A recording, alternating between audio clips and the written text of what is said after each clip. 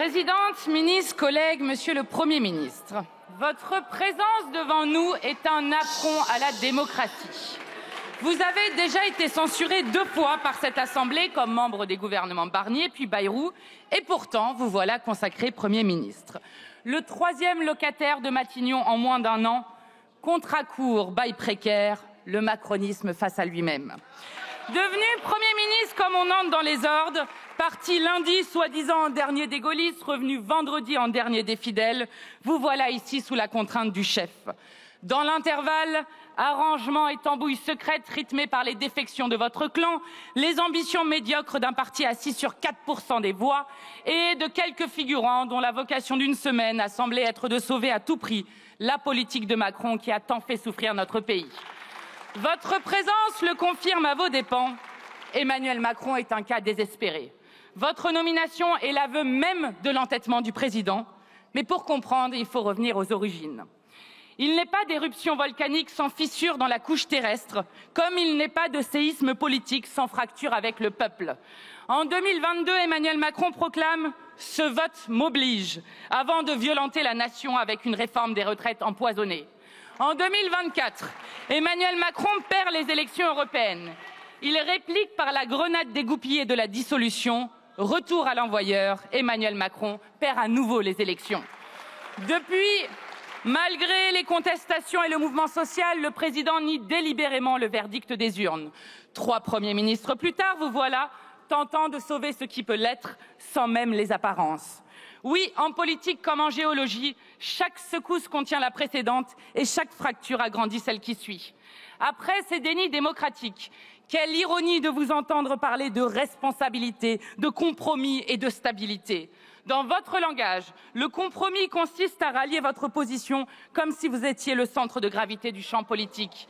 Il faudrait vous remercier pour l'année blanche, la baisse des remboursements pour les malades atteints de cancer, le doublement des franchises médicales et le refus de l'ISF. Merci, mais non merci. La responsabilité serait de donner un sursis à une politique battue dans les urnes et la stabilité imposerait de céder aux caprices du président. À cet égard, vous avez raison. Il n'y a rien de plus stable qu'un régime autoritaire. Vous parlez encore de socle, quand le sol se dérobe sous vos pieds. Les 2 anciens premiers ministres, Édouard Philippe et Gabriel Attal, pourtant sortis de la cuisse de Jupiter, l'ont bien compris. Sauf qui peut, il ne fait pas bon être assimilé de près ou de loin à Emmanuel Macron. Car nous assistons depuis 1 an à une contradiction entre la volonté générale et la volonté d'un seul. Pour vous avoir longuement pratiqué, nous connaissons le prochain acte de ce coup de force, un chantage au budget, ou plutôt à votre budget. Car vous n'avez eu, malgré vos défaites, aucun scrupule à appliquer le programme, tout le programme, rien que le programme du macronisme radicalisé. Sauf que le peuple ne veut plus de votre politique. 3/4 des Français souhaitent le départ du président. Son départ, car il refuse obstinément de changer une politique qui a porté le nombre de pauvres à plus de 11 millions dans notre pays, dégradé l'école comme l'hôpital public, malmené notre industrie, érodé notre souveraineté. Ça ne tient plus. Jusqu'aux associations qui sonnent l'alerte, ça ne tient plus parce que vous êtes le pouvoir qui rogne les libertés associatives et qui baisse les subventions. Monsieur le Premier ministre, plus personne ne croit en vous, car nous vous avons déjà vu à l'œuvre. Vous êtes le seul homme du pays à avoir participé à tous les gouvernements d'Emmanuel Macron, tous sans exception. Depuis 2017, c'est votre haine de classe qui s'est abattue sur le pays. C'est vous qui avez déployé le GIGN et le RAID contre le peuple guadeloupéen en lutte pour le droit à l'eau et à la santé. C'est encore vous qui avez imposé la date du 3e référendum en Kanaki, Nouvelle-Calédonie, rompant ainsi un processus de 40 ans de paix civile et de décolonisation. Votre passage en force sur le dégel du corps électoral aura causé 15 morts et l'effondrement économique et social du territoire. C'est vous, toujours, qui avez enterré les revendications des Gilets jaunes. Vous avez fait du peuple votre ennemi. Vous incarnez surtout, Monsieur le Premier ministre, la complicité de la France avec le génocide mené par Netanyahou contre le peuple palestinien. Vous avez menti en affirmant que la France ne livrait aucune arme à Israël. C'est le peuple de France qui vous a contraint à la plus minime des décences, reconnaître l'État de Palestine qui agonise par l'abandon du monde. C'est le peuple qui sauve l'honneur de la France en brandissant le drapeau palestinien partout. C'est le peuple lui-même qui est parti prendre la mer pour briser le blocus illégal de Gaza. Mais au-delà de votre parcours, vos actes parlent d'eux-mêmes. Votre premier déplacement aura été à l'hôpital pour expliquer que les problèmes budgétaires du pays sont dus au trop d'argent mis dans l'hôpital public. Les soignants épuisés et les patients abandonnés apprécieront cette saillie venant de ceux qui ont fermé 30 000 lits en 8 ans. Votre première décision aura été de nommer 2 hauts fonctionnaires pour démanteler l'État, la même méthode que Trump et Milei en Argentine, qui, avec sa tronçonneuse, a mené son pays à la faillite. Piller les caisses de l'État pour engraisser le grand patronat, ça ne marche jamais longtemps. La logique des insoumis a toujours été la même. Nous ne participerons pas à votre sauvetage. Nous avons compris qu'Emmanuel Macron ne changera pas de politique aussi longtemps qu'il restera au pouvoir. À cet égard, la crise que nous traversons ne connaîtra pas de retour à la normale. Le présidentialisme est crépusculaire. Emmanuel Macron a, sans l'aide de quiconque, abîmé sa fonction et épuisé les institutions de la Ve République.